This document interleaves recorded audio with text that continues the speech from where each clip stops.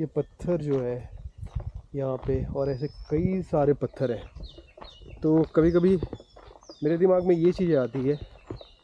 ये पत्थर कितनी पुरानी होगी,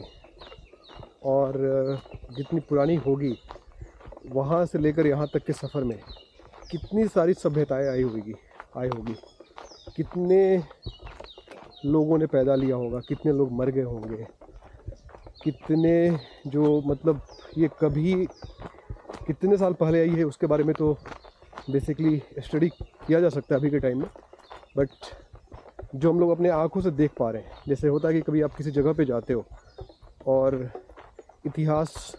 में जैसे आपने जितने लोगों का नाम पढ़ा है और उनके रिलेटेड कुछ सामान आपको देखने को लिए मिल जाए, जैसे महाराणा प्रताप का भाला, वैसे ही करके जो पुराने खंजर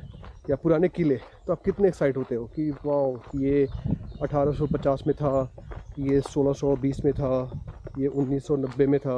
ऐसा करके जो पुराने जो सामान होते हैं, जो पुरानी चीज़ों को देखते हो, सेम लाइक जब हम इस पत्थर को देखते हैं तो इसको लेकर एक्साइटमेंट कितनी होनी चाहिए। ये तो मतलब अगर आप देखो तो काफ़ी ही पुराना है, बहुत पुराना, मतलब इसके बारे में हम लोग सोच भी नहीं सकते कितना पुराना है, जिसे हम टच कर पा रहे हैं, हम छू पा रहे हैं। और 90s 80s के ज़माने की चीज़ें जो म्यूजियम में रखी होती है, आप उसे छू भी नहीं सकते हो, आप उसे टच भी नहीं कर सकते हो। तो ये जो पत्थर है,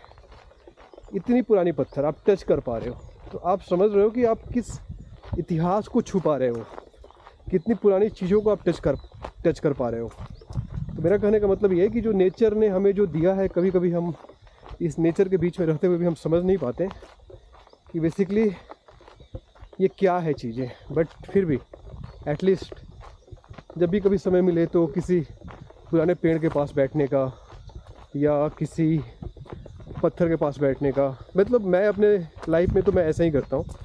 कि मैं कभी कभी ये सब थॉट आता है कि कितना पुराना पत्थर होगा ये, इस पे मैं बैठा हूँ, इसको मैं टच कर पा रहा हूँ, ऐसा करके।